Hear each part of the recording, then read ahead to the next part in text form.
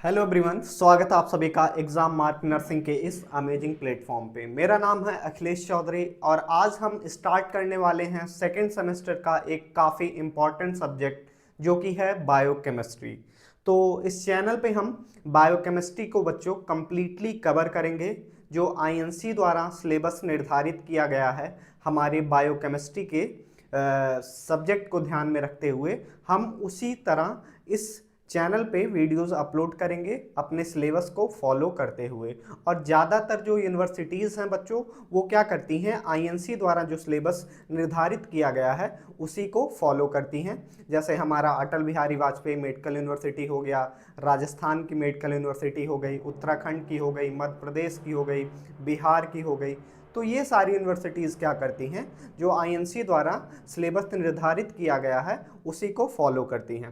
तो हम इस चैनल पे बच्चों बायोकेमिस्ट्री को उसी आईएनसी सिलेबस के बेस पर पढ़ाएंगे। और ये हमारा जो बैच होगा बच्चों या जो वीडियोस आएंगे उसमें हम थ्योरी और प्रैक्टिकल पोर्शन दोनों को कवर करते हुए चलेंगे। तो ये मेरा पहला लेक्चर होने वाला है बायोकेमिस्ट्री को लेकर के। हमारे सिलेबस में बच्चों बायोकेमिस्ट्री डायरेक्ट कार्बोहाइड्रेट से स्टार्ट कर दिया गया है, लेकिन मैंने सोचा कि डायरेक्ट कार्बोहाइड्रेट स्टार्ट करने से पहले सबसे पहले हम समझते हैं कि बायोकेमिस्ट्री होती क्या है।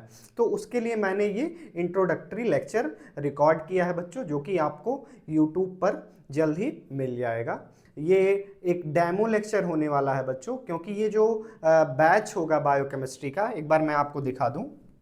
हमारा एक फुल फ्लैज बैच आने वाला है बायोकेमिस्ट्री का बच्चों, जो कि कहाँ आएगा, हमारे एग्जाम मार्क ऐप पर आपको देखने को मिल जाएगा। और ये उस बैच का एक इंट्रोडक्टरी लेक्चर है जो कि यूट्यूब पे मिलेगा आपको। ठीक, तो चलिए बिना किसी देरी के हम लेक्चर को स्टार्ट करते हैं। और एक बार ज़रूर आप बैच को चेकआउट करें, जाके हमारे ऐप पर इस बैच को एक्सप्लोर करें, जिसमें आपको बच्चों रिकॉर्डेड क्लासेस मिलेंगे पूरे बायोकेमिस्ट्री सिलेबस का। आपको पैनल पीडीएफ मिलेगा, जो ये नोट्स यहाँ पर मैं पढ़ा रहा हूँ बच्चों, ये आपको हमारे पैनल उसी लेक्चर वाले सेक्शन में साथ में लेक्चर के साथ में पीडीएफ आपको मिल जाएगा।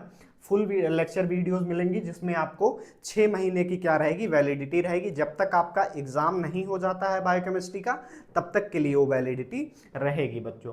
टॉपिक वाइज क्लासेस होंगी, जैसा कि मैंने बताया, जो आईएनसी द्वारा, हमारी अटल बिहारी वाजपेयी मेडिकल यूनिवर्सिटी द्वारा या राजस्थान की यूनिवर्सिटी द्वारा जो सिलेबस निर्धारित किया गया है उस पर यह हमारा बैच बेस्ड होने वाला है। उसके बाद आपको समराइज वीडियो मिलेंगे, हर एक लेक्चर का बच्चों एक आपको समराइज वीडियो मिलेगा। और हमारे ऐप पर आपको इस पर्टिकुलर सब्जेक्ट का एक प्रिंटेड नोट्स मिल जाएगा, जो कि आपको एक कंप्लीट सेट होगा बच्चों। पूरे बायोकेमिस्ट्री सिलेबस का एक सिंगल पीडीएफ होगा, जिसमें हम पूरे बायोकेमिस्ट्री के सिलेबस के बेस पर एक नोट्स प्रिपेयर कर रहे हैं, जिसमें हमारी पूरी टीम लगी हुई है।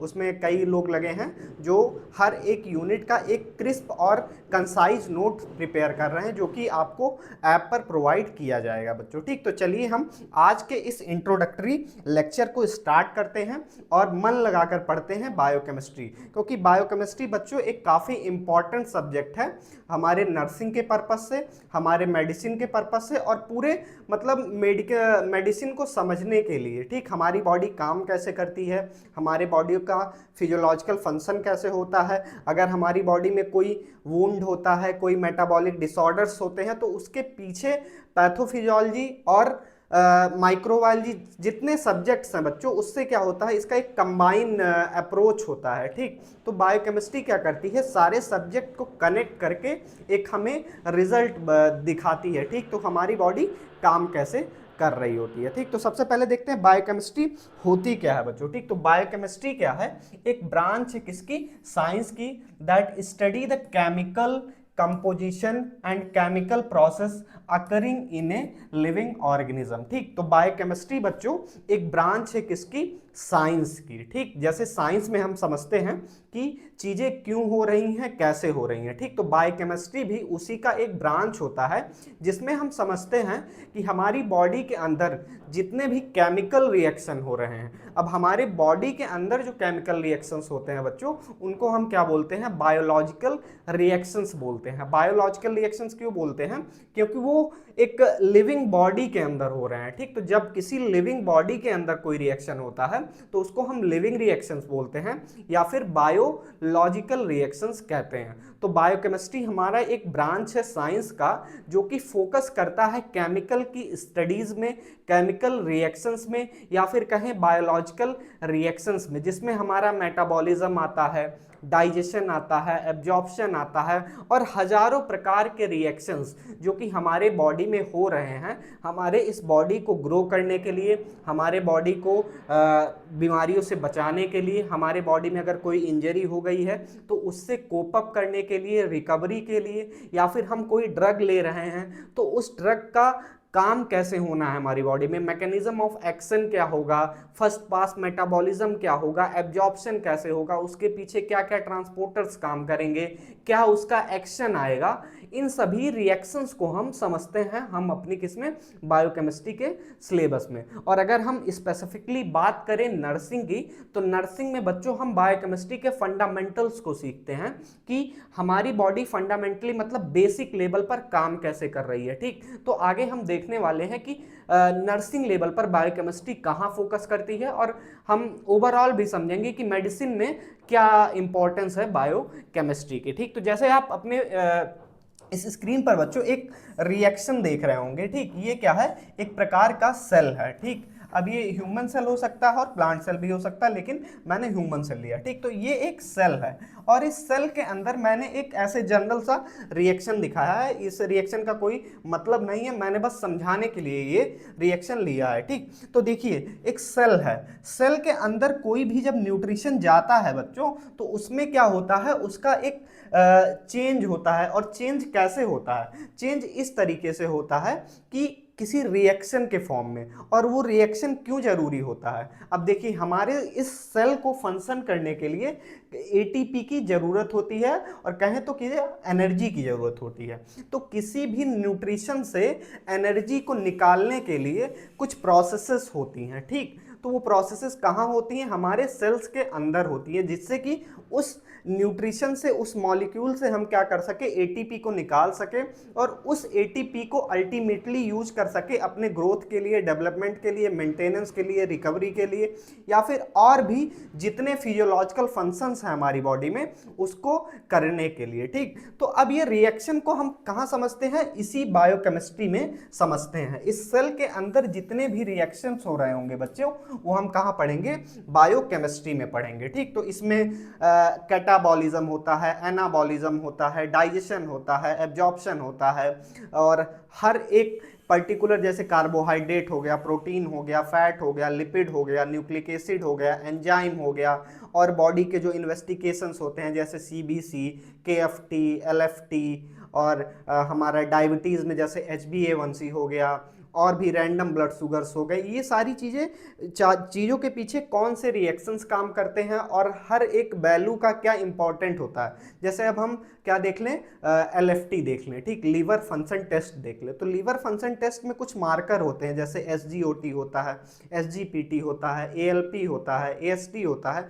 उनका क्या महत्व होता है और वो क्यों बढ़ते हैं, क्यों घटते हैं, और उस बढ़ने और घटने से हमारे बॉडी पर क्या चेंजेस आते हैं, क्या फिजियोलॉजिकल चेंजेस आते हैं, उसको भी हम कहाँ समझते हैं, बायोकेमिस्ट्री में समझते हैं। तो अब आपके दिमाग में एक पिक्चर बन गया होगा कि बायोकेमिस्ट्री में हम पढ़ने क्या वाले हैं, ठीक। तो एक बार मैं समराइज कर देता हूँ। बायोकेमिस्ट्री साइंस का एक ब्रांच होता है जिसमें हम समझते हैं किसी भी ह्यूमन बॉडी के अंदर, किसी भी लिविंग सेल के अंदर जो केमिकल रिएक्शंस हो रहे हैं वो कैसे हो रहे हैं, क्यों हो रहे हैं, और उनका क्या महत्व है हमारे बॉडी पे, हमारे बॉडी के हर एक सेल्स पर, और जो हम बाहर से न्यूट्रिशन ले रहे हैं उसको हमारी बॉडी कैसे यूटिलाइज करती है, कैसे डाइजेस्ट करती है, एब्जॉर्ब करती है, उससे एनर्जी को कैसे निकालती है, और एनर्जी जो निकालती है उसको स्टोर कैसे करती है और फर्दर यूज कैसे करती है। ये सारी चीज़ें पढ़ने वाले हैं। और हम ये भी पढ़ेंगे कि हमारे मेडिकल फील्ड में जो इन्वेस्टिगेशंस होती हैं, जैसे CBC हो गया, KFT हो गया, LFT हो गया, उनका महत्व क्या होता है और कैसे किए जाते हैं, ये सारी चीज़ें हम सीखने वाले हैं या कहे तो पढ़ने वाले हैं। ठीक, चलिए हम आगे बढ़ते हैं। तो मैंने यहाँ एक एग्जाम्पल के साथ समझाया कि किसी सेल के अंदर रिएक्शन हो रहा है तो उस रिएक्शन को हम कैसे समझेंगे। ठीक, तो ये बच्चों हमारा इंट्रोडक्टरी लेक्चर है हमारे इस बीएससी नर्सिंग बायोकेमिस्ट्री बैच का, जो कि जल्द ही आपको हमारे एग्जाम मार्क ऐप पर मिल जाएगा। तो जो भी बच्चे सीरियस हैं अपनी पढ़ाई को लेकर, अच्छा मार्क्स लाना चाहते हैं अपने यूनिवर्सिटी एग्जाम में या किसी भी यूनिवर्सिटी में वो पढ़ रहे हैं, अपने नॉलेज को बूस्ट करना चाहते हैं, तो एक बार जरूर हमारे इस बायोकेमिस्ट्री बैच को एक्सप्लोर करें। जिस ऐप का लिंक बच्चों आपको डिस्क्रिप्शन में मिल जाएगा, एक बार जाएं देखें। और मल्टीपल बैचेस बच्चों अवेलेबल हैं हमारे ऐप पर आपके लिए, तो एक बार जरूर एक्सप्लोर करें। ठीक, चलिए आगे बढ़ते हैं और समझते हैं बच्चों। ठीक, अब मैंने यहाँ एक और एग्जांपल लिया है बच्चों, क्या समझाने के लिए, मेटाबॉलिक पाथवे समझाने के लिए। ठीक, अब जो हमारा एक छोटा सा सेल होता है ना बच्चों, इसमें 100 या हम कह सकते हैं 1000 टाइप ऑफ रिएक्शंस होते हैं। ठीक, कुछ चीज़ें बन रही होती हैं, कुछ चीज़ें टूट रही होती हैं, प्रोटीन का सिंथेसिस होता है और तरह तरह के मतलब कई प्रकार के चीज़ों का बनना और टूटना लगा रहता है। ठीक, तो उसको हम कैसे समझते हैं, उसको हम समझते हैं मेटाबॉलिक पाथवे की मदद से। ठीक, मेटाबॉलिक पाथवे क्या होता है, मेटाबॉलिक पाथवे का मतलब होता है कोई भी रिएक्शन हो रहा है तो किस डायरेक्शन में हो रहा है और उसका क्या सिग्निफिकेंस है, क्या प्रोडक्ट बन रहे हैं, क्या इंटरमीडिएट बन रहा है, क्या सबस्ट्रेट होता है, क्या प्रोडक्ट होता है, इन्हीं सब चीज़ों को हम समझते हैं मेटाबॉलिक पाथवे में। ठीक, तो बायोकेमिस्ट्री का बच्चों ये एक इम्पॉर्टेंट क्या है, कंपोनेंट है। क्या है, इम्पॉर्टेंट कंपोनेंट है। ठीक, मेटाबॉलिक पाथवे क्या है, बायोकेमिस्ट्री का इंपॉर्टेंट कंपोनेंट होता है। जैसे आप इस रिएक्शन में देख रहे होंगे कि एक रिएक्टेंट है, फिर इतने सारे क्या हैं बच्चों, इंटरमीडिएट हैं, और फिर फाइनली एक प्रोडक्ट बन रहा है। और इसी इंटरमीडिएट से फिर फर्दर एक दूसरा पाथवे बन रहा है जिसमें भी कुछ प्रोडक्ट्स बन रहे हैं, फिर फर्दर उसमें जो इंटरमीडिएट बन रहा है वो तीसरे पाथवे में घुस रहा है और उससे कुछ प्रोडक्ट का फॉर्मेशन हो रहा है। ठीक, तो इसमें क्या दिख रहा है, इसको आप एज ए एग्जाम्पल समझे। ठीक, कोई एक सबस्ट्रेट है, वो इंटरमीडिएट मतलब रिएक्शन जब होता है तो एक इंटरमीडिएट बनता है, मतलब दो, एक रिएक्टेंट हो गया, एक प्रोडक्ट हो गया। लेकिन रिएक्टेंट जब प्रोडक्ट में कन्वर्ट होता है तो उसके बीच में कुछ इंटरमीडिएट बनते हैं। ठीक, उसको हम क्या बोलते हैं, इंटरमीडिएट कहते हैं, जो रिएक्शन के बीच में फॉर्म होता है। ठीक, तो इसी तरह डिफरेंट डिफरेंट मेटाबॉलिक पाथवे आपस में कनेक्टेड होते हैं। ठीक, जैसे कि हम एग्जांपल ले लें किसका बच्चों, ग्लाइकोलिसिस का, कार्बोहाइड्रेट के मेटाबॉलिज्म का। ठीक, कार्बोहाइड्रेट मेटाबॉलिज्म जब आप पढ़ेंगे तो उसमें आप ग्लाइकोलिसिस पढ़ेंगे, आप उसमें क्रैब साइकिल पढ़ेंगे, टीसीए पढ़ेंगे, एसिटाइल को ए कॉम्प्लेक्स पढ़ेंगे और इलेक्ट्रॉन ट्रांसपोर्ट चेन पढ़ेंगे। तो ये रिएक्शंस क्या हैं, आपस में कनेक्टेड होती हैं। ठीक, तो उसी को हम क्या बोलते हैं, एक मेटाबॉलिक पाथवे बोलते हैं। तो एक इमेज अपने दिमाग में आपको आ गया होगा, एक क्लियर मतलब मैसेज मिल गया होगा कि हम बायोकेमिस्ट्री में आगे बढ़ने कैसे वाले हैं और चीज़ों को कैसे डील करने वाले हैं। ठीक, तो ये एक एग्जाम्पल था बच्चों, इस रिएक्शन का कोई सिग्निफिकेंस नहीं है हमारी बॉडी में। ठीक, it explain structure and function of biomolecule, chemical reaction in the body, metabolism and energy production, molecular basis of disease. और ठीक, तो अब यहाँ बायोकेमिस्ट्री की बात हो रही है कि बायोकेमिस्ट्री एक्सप्लेन क्या करता है। ठीक, तो बायोकेमिस्ट्री बच्चों एक्सप्लेन करता है किसी भी बायोमॉलिक्यूल के स्ट्रक्चर को और फंक्शन को। अब बायोमॉलिक्यूल्स क्या होते हैं, बायोमॉलिक्यूल्स वो मॉलिक्यूल्स होते हैं जिनसे मिल के हमारी बॉडी क्या है, फॉर्म हुई है। ठीक, तो कुछ मॉलिक्यूल्स होते हैं या हम कह सकते हैं कई सारे मॉलिक्यूल्स होते हैं जिससे मिलकर क्या होती है, हमारे इस बॉडी का फॉर्मेशन हो रहा होता है बच्चों। तो वो उसके स्ट्रक्चर को और फंक्शन को एक्सप्लेन करता है। दूसरा है हमारे बॉडी में जो केमिकल रिएक्शंस होते हैं उसको एक्सप्लेन करता है, जैसा कि मैं आपको बता चुका हूँ। मेटाबॉलिज्म और एनर्जी प्रोडक्शन को बताता है कि मेटाबॉलिज्म कैसे होता है, एनर्जी प्रोडक्शन कैसे होता है। फिर मॉलिकुलर बेसिस ऑफ डिजीज, ठीक, मॉलिकुलर बेसिस पे किसी डिजीज की क्या पैथोफिजियोलॉजी होती है, क्या फार्माकोलॉजी होती है, उसका क्या हम कह सकते हैं साइन एंड सिम्टम होता है, और वो साइन एंड सिम्टम के पीछे क्या मॉलिकुलर फिजियोलॉजी या मॉलिकुलर पैथोफिजियोलॉजी काम कर रही होती है, हम उसको पढ़ते हैं, ठीक। तो अगर हम एक सिंपल डिफिनीशन की बात करें, biochemistry is the study of chemistry of life. Chemistry of life का मतलब हो गया जितने भी रिएक्शंस हमारे इस लाइफ को मेंटेन करने के लिए होते हैं उसी को हम बोल सकते हैं, या हमारे सेल्स के अंदर जो भी रिएक्शंस होते हैं उसी को हम बोलते हैं केमिस्ट्री ऑफ लाइफ, ठीक। तो उम्मीद करता हूं यहां तक आपको समझ में आ गया होगा, ठीक। अब why biochemistry is important for nurses, ठीक, नर्सेस के लिए बायोकेमिस्ट्री इंपॉर्टेंट क्यों है बच्चों, ठीक। आप क्या हैं, एक फ्यूचर नर्स हैं, नर्सिंग ऑफिसर हैं, तो आपके लिए बायोकेमिस्ट्री इंपॉर्टेंट क्यों है ये जानना काफ़ी ज़रूरी है। किसी भी सब्जेक्ट को स्टार्ट करने से पहले उसका क्या नीड है हमारे प्रोफेशनल लाइफ में, ठीक, उसको वो चीज़ें हमें पता होनी चाहिए, ठीक। तो देखते हैं कि बायोकेमिस्ट्री नर्सेस के लिए क्यों इंपॉर्टेंट है बच्चों, ठीक। पहला क्या है, अंडरस्टैंडिंग डिजीज मैकेनिज्म, ठीक। देखिए किसी भी केयर को प्रोवाइड करने के लिए बच्चों, जैसे आप आगे चल के नर्सिंग केयर प्रोवाइड करेंगे, आप जो क्या कह सकते हैं जो एक्शन प्लान होगा उसको एग्जीक्यूट करेंगे, तो एक्शन किसी भी एक्शन प्लान को एग्जीक्यूट करने के लिए बच्चों हमको क्या करना है, पहले उसको समझना है, कंडीशन को समझना होता है, ठीक। तो बायोकेमिस्ट्री हेल्प करती है डिजीज के मैकेनिज्म को समझने के लिए। जैसे एग्जांपल के लिए डायबिटिक मेलाइटस हो गया बच्चों, जिसमें हम ग्लूकोज मेटाबॉलिज्म का प्रॉब्लम होता है। अगर हम एक एग्जांपल लेकर देखें, क्या बच्चों, बी लिख दिया मैंने, ठीक। डायबिटिक मेलाइटस बच्चों क्या है, एक बीमारी है, ठीक। ये दो टाइप की होती है, T2DM होता है, T1DM होता है और एक T2DM होता है। T2DM का मतलब होता है टाइप 2 डायबिटिक मेलाइटस और टाइप 1 डायबिटिक मेलाइटस, ठीक। अब देखिए दोनों में क्या होता है, ग्लूकोज के मेटाबॉलिज्म का प्रॉब्लम होता है।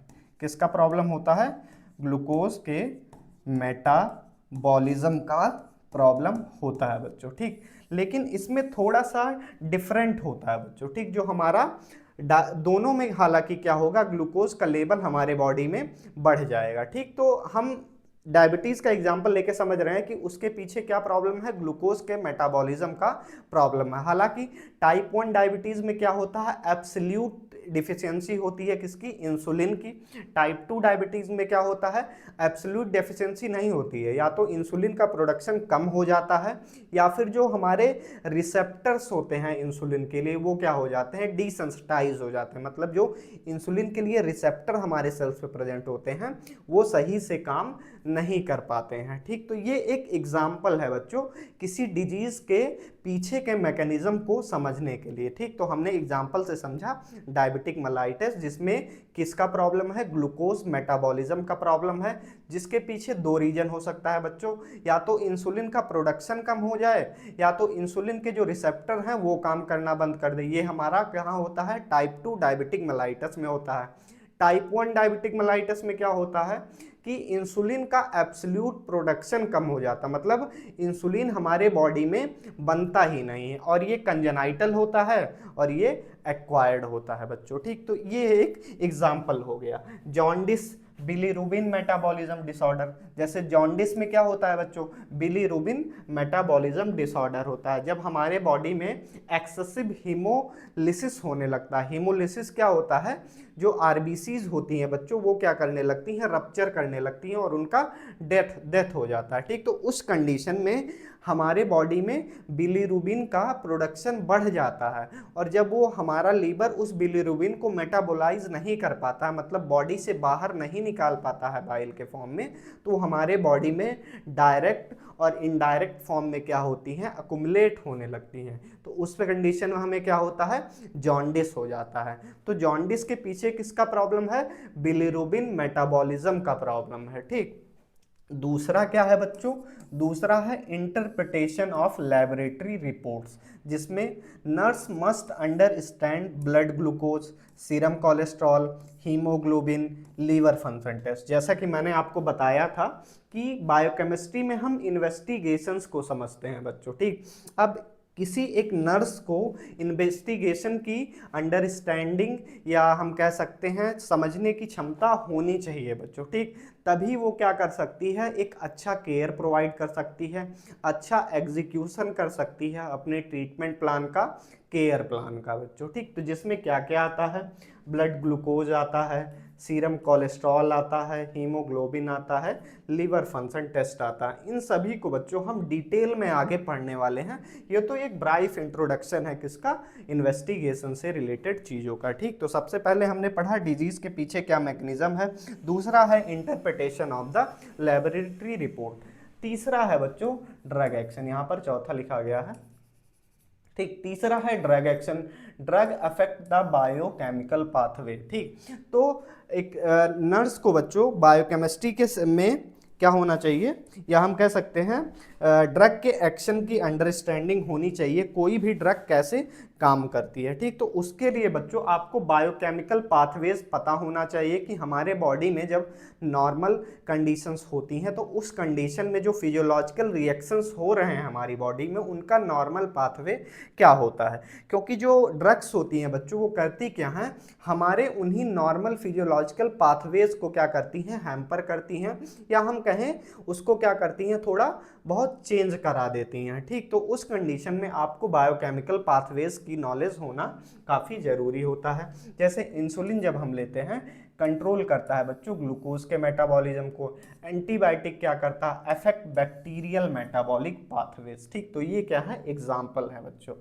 चौथा हमारा क्या हो गया, nutritional management, nurse management diet इन डायबिटीज़, किडनी फेलियर, माल न्यूट्रिशन, ठीक। तो बायोकेमिस्ट्री बच्चों हमें ये भी सिखाती है कि जो हमारे मेजर 4 न्यूट्रिएंट्स होते हैं, जैसे कि हमारा carbohydrate, protein, fat, nucleic acid, ठीक। ये जो 4 मेजर न्यूट्रिएंट्स होते हैं वो हमारे बॉडी में कैसे एब्जॉर्ब होते हैं, कैसे डाइजेस्ट होते हैं और उनका मेटाबॉलिज्म कैसे होता है। तो एक अच्छा न्यूट्रिशनल मैनेजमेंट करने के लिए आपको इसका क्या होना चाहिए, नॉलेज होना चाहिए कि किसी एनर्जी किसी न्यूट्रिशन का क्या सोर्स होता है और उसके पीछे उसका डाइजेशन कैसे होता है, मतलब उससे एनर्जी कैसे निकाली जाती है, ठीक। तो ये चीज़ें आपको पता होना चाहिए। और ये कैसे पता चलेगा, आप बायोकेमिस्ट्री पढ़ेंगे। अगला चैप्टर हमारा बायोकेमिस्ट्री में कार्बोहाइड्रेट होने वाला है बच्चों, जिसमें हम कंप्लीटली पढ़ेंगे कि कार्बोहाइड्रेट हम होता क्या है, उसका क्लासिफिकेशन क्या होता है, हम डाइजेशन कैसे होता है, एब्जॉर्प्शन कैसे होता है, मेटाबॉलिज्म कैसे होता है और उससे एनर्जी का प्रोडक्शन कैसे होता है, ये सारी हम चीज़ें समझने वाले हैं, ठीक। तो एक अच्छा न्यूट्रिशनल मैनेजर बनने के लिए या न्यूट्रिशन इफेक्टिव न्यूट्रिशन मैनेजमेंट के लिए आपको न्यूट्रिशन के बारे में पता होना चाहिए। अब वो कहाँ सीखेंगे आप सीखेंगे बायो केमिस्ट्री में, ठीक। चलिए आगे बढ़ते हैं। पांचवा है बच्चों अंडरस्टैंडिंग बॉडी मेटाबॉलिज्म, ठीक। जैसा कि मैंने बताया कि हमारे बॉडी में बच्चों हम क्या करते हैं, बायोकेमिस्ट्री में मेटाबॉलिज्म के बारे में पढ़ते हैं। तो कुछ स्पेशल कंडीशंस होती हैं बच्चों जिसमें हमारे मेटाबॉलिज्म में स्लाइटली चेंजेस आते हैं, जैसे कि हमारी प्रेगनेंसी कंडीशन हो गई, इन्फेक्शन हो गया, ट्रॉमा हो गया, सर्जरी हो गया, ठीक। तो इन कंडीशंस में मेटाबॉलिज्म के पाथवेज को समझने के लिए, मेटाबॉलिज्म रिएक्शंस को समझने के लिए आपको क्या पढ़ना पड़ेगा, बायोकेमिस्ट्री पढ़ना पड़ेगा। तो बायोकेमिस्ट्री बच्चों इतनी तरीके से हेल्प करती है, यहाँ तो मैंने सिर्फ 5 लिए थे, इसके अलावा भी और इसके इम्पॉर्टेंट होते हैं बच्चों एक नर्स के प्रोफेशनल लाइफ में, ठीक। तो चलिए आगे बढ़ते हैं। उम्मीद करता हूँ आपको यहाँ तक सारी चीज़ें समझ में आ रही होंगी। अगर आपको थोड़ा भी डाउट है या पढ़ाने के स्टाइल में कुछ अच्छा नहीं लग रहा है तो आप बेहिचक कमेंट कर सकते हैं और हमें सजेशन दे सकते हैं, या हम कह सकते हैं इम्प्रूवमेंट की कोशिश हम जरूर करेंगे। चलिए आगे बढ़ते हैं। अब देखते हैं relationship of biochemistry with other science. ठीक, तो यहाँ तक हमने बहुत सारी बातें की कि बायोकेमिस्ट्री होता क्या है, क्यों पढ़ते हैं, क्या ज़रूरत है। ठीक, अब हम देखेंगे कि जो बायोकेमिस्ट्री है बच्चों, उसका रिलेशनशिप क्या है, मतलब हम कह सकते हैं तालमेल क्या है और जो सब्जेक्ट हैं हमारी नर्सिंग में, हमारे प्रोफेशनल या कह सकते हैं मेडिसिन फील्ड में, ठीक, या मेडिकल लाइफ में। ठीक, देखिए हमारा सेल बायोलॉजी हो गया, न्यूरो साइंस हो गया, बायो फिजिक्स हो गया, बायोकेमिस्ट्री हो गया, फार्मेकोलॉजी हो गया, एनाटॉमी हिस्टोलॉजी हो गया, क्लिनिकल मेडिसिन हो गया, फिजियोलॉजी हो गया।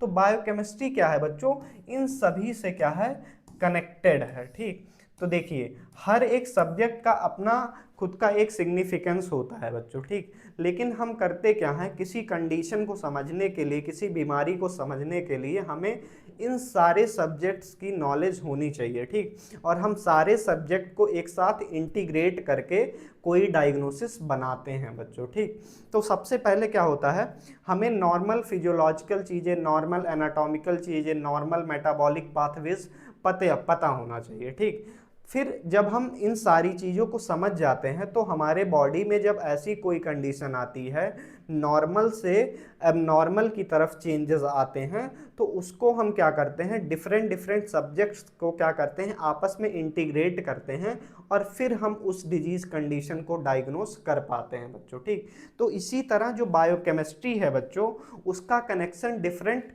टाइप के सब्जेक्ट से होता है। जैसे मेन हमारा फिजियोलॉजी हो गया, हमारा माइक्रोबायोलॉजी हो गया, फार्मेकोलॉजी हो गया, या फिर एनाटमी हो गई। ठीक, तो ये क्या है बच्चों, आपस में कनेक्टेड होते हैं। ठीक, जैसे आपने क्या किया होगा, फर्स्ट सेमेस्टर में एनाटमी पढ़ा होगा, फिजियोलॉजी पढ़ा होगा, फिर आप सेकंड सेमेस्टर में आए होंगे, वहाँ पे आपने पढ़ा होगा बायोकेमिस्ट्री, न्यूट्रिशन, फंडामेंटल्स या मेडिकल सर्जिकल नर्सिंग। ठीक, तो आपने क्या किया, पहले छोटा चीज़ें सीखा, फिर उससे ऊपर आए। तो इसी तरह बच्चों बायोकेमिस्ट्री क्या है, और सारे सब्जेक्ट से कनेक्टेड होता है, ताकि हम किसी बीमारी को, किसी डिजीज कंडीशन को अच्छे तरीके से समझ सकें, उसको इंटरप्रेट कर पाएँ और हम उस कंडीशन के अकॉर्डिंग क्या कर पाएँ, नर्सिंग केयर प्लान दे पाएँ अपने मरीज को, या फिर जहाँ भी हम काम कर रहे हैं किसी भी इंस्टीट्यूशन में। ठीक, चलिए अब आगे देखते हैं। Biochemistry is connected with many science, जैसे कि anatomy, physiology, pathology, pharmacology, nutrition. ठीक, तो बायोकेमिस्ट्री बच्चों इन मेन सब्जेक्ट्स से क्या होती है, कनेक्टेड होती है।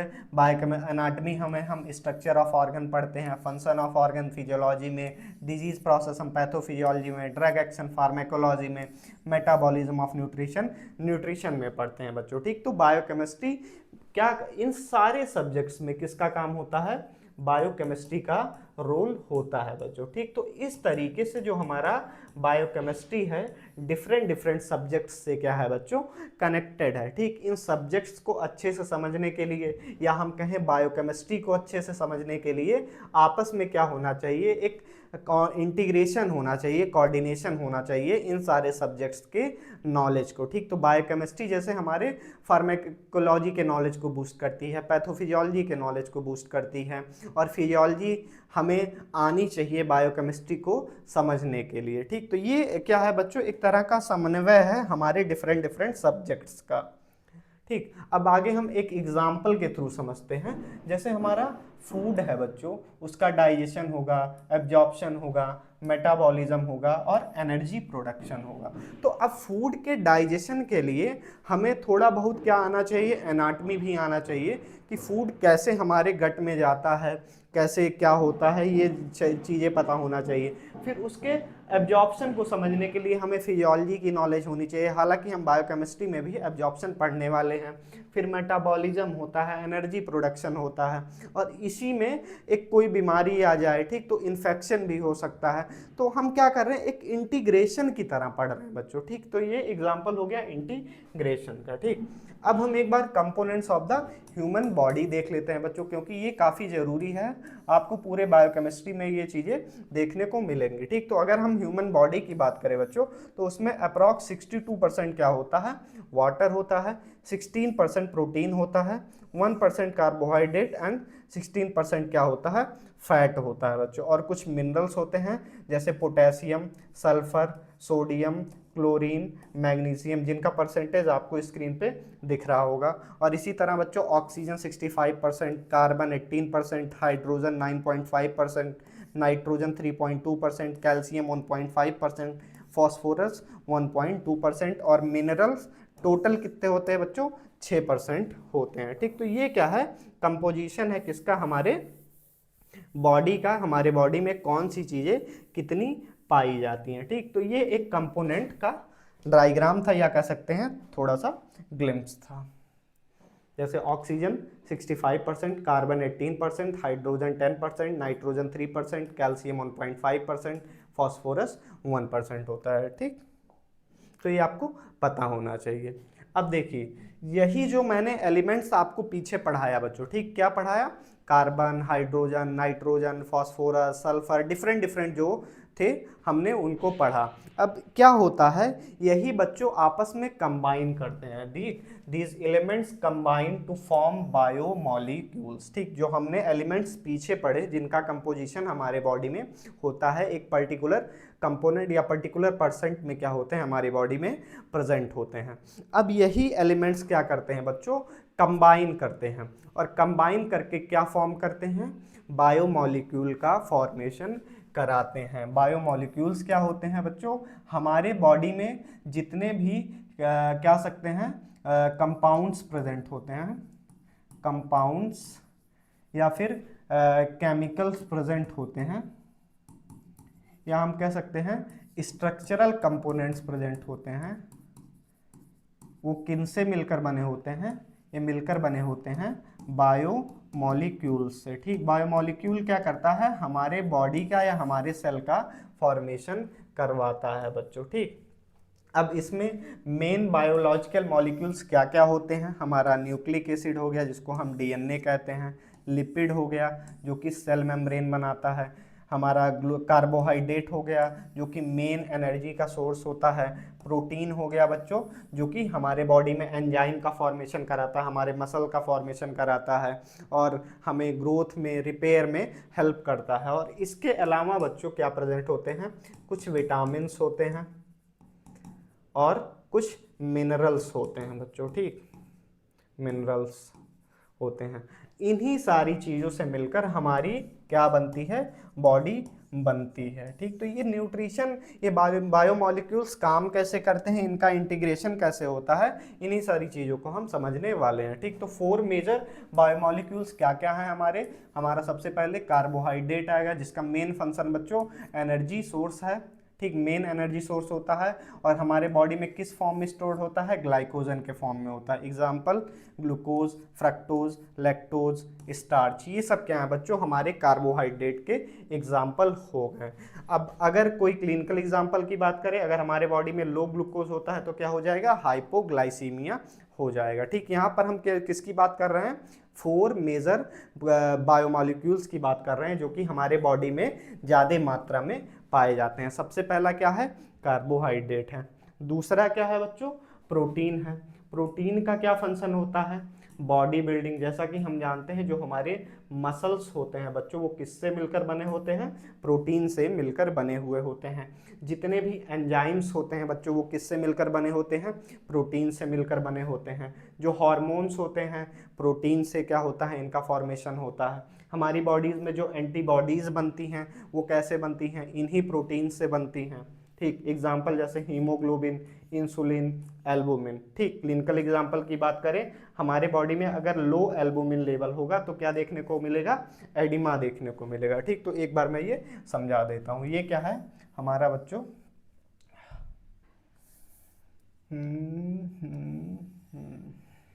ये क्या है? लीवर है बच्चों। ठीक, हमारा लीवर क्या प्रोड्यूस करता है? हमारा लीवर प्रोड्यूस करता है एक प्रोटीन, ठीक, जिसको हम क्या कहते हैं? अल्ब्यूमिन कहते हैं। अल्ब्यूमिन कहते हैं। अल्ब्यूमिन कहाँ जाता है बच्चों? हमारी ब्लड वेसल्स में जाता है। ठीक, कहाँ जाता है? ब्लड वेसल्स में जाता है। अब अल्बुमिन का काम क्या होता है? ठीक, अल्बुमिन का काम होता है हमारे ब्लड वेसल्स के अंदर जो प्लाज्मा है उसको क्या करके रखना? होल्ड करके रखना बच्चों। क्या करके रखना, होल्ड करके रखना।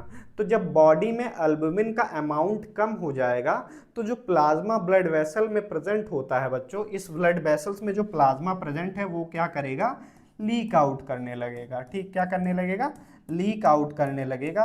और लीक आउट करके कहाँ आएगा, इंटरस्टिशियल इंटरस्टिशियल स्पेस में आ जाएगा बच्चों। ठीक, एक सेकंड, स्पेलिंग गलत हो गया, अरे यार, इंटरस्टिशियल स्पेस में आ जाएगा।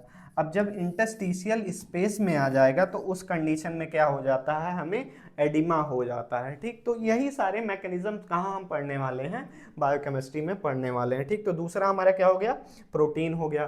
तीसरा हमारा लिपिड हो गया बच्चों। लिपिड एक तरह का एनर्जी स्टोरेज है। सेल मेम्ब्रेन जो होते हैं, जितने भी हमारे बॉडीज में सेल मेम्ब्रेन का फॉर्मेशन होता है वो कहाँ से फॉर्म होता है, इन्हीं लिपिड से फॉर्म होता है, जिसको हम क्या कहते हैं, फॉस्फोलिपिड बाईलेयर कहते हैं बच्चों। ठीक, आपने एनाटॉमी में तो पढ़ा ही होगा, कुछ इस तरीके का होता है।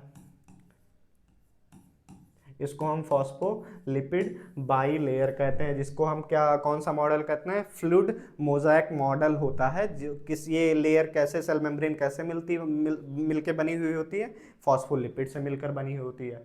कुछ हार्मोन का सिंथेसिस बच्चों किससे होता है, लिपिड से होता है। Example cholesterol, triglyceride, phospholipid. Clinical example atherosclerosis. अगर हमारी बॉडी में हाई कोलेस्ट्रॉल हो जाएगा तो उस कंडीशन में क्या हो सकता है, एथेरोस्क्लेरोसिस हो सकता है।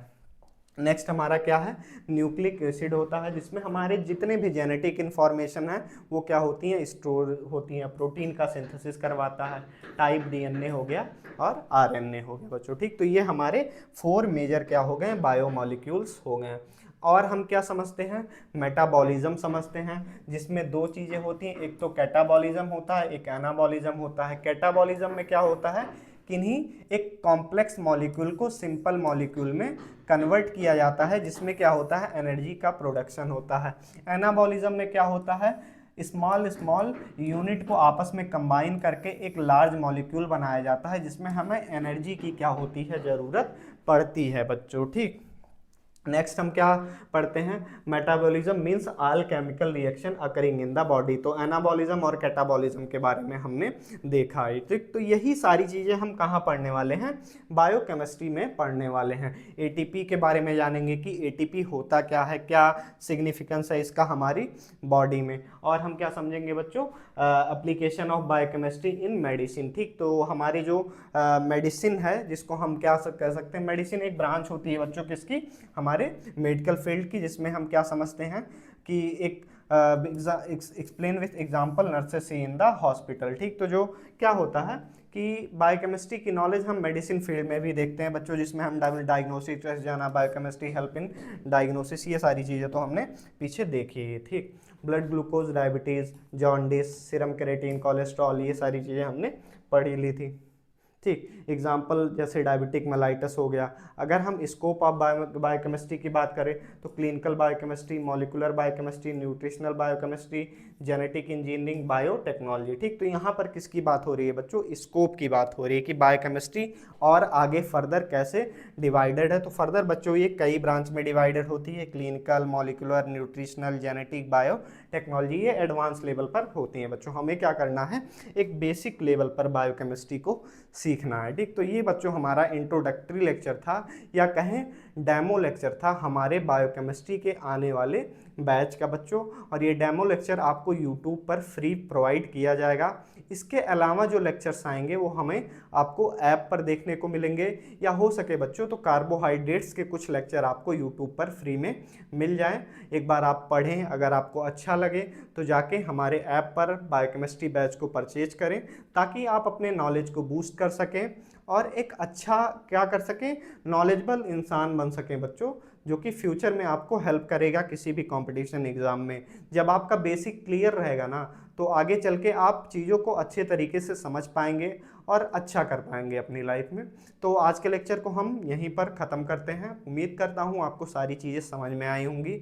अगर कहीं भी थोड़ा भी डाउट है, किसी चीज़ को मैंने स्किप किया हो या कुछ ना एक्सप्लेन किया हो, तो आप हमें बता सकते हैं। और आपसे एक रिक्वेस्ट, आप हमारे चैनल को सब्सक्राइब करें, सपोर्ट प्रोवाइड करें, ताकि आपके लिए हम और ऐसे वैल्यूएबल लेक्चर्स लाते रहें जो कि हेल्प करेंगे आपको ग्रो करने में बच्चों। ठीक, तब तक के लिए जय हिंद, टेक केयर। मिलते हैं नेक्स्ट लेक्चर में बच्चों, कार्बोहाइड्रेट, जिसमें हम क्या पढ़ने वाले हैं, कार्बोहाइड्रेट पढ़ने वाले हैं। ठीक, तब तक के लिए जय हिंद, take care, thank you all.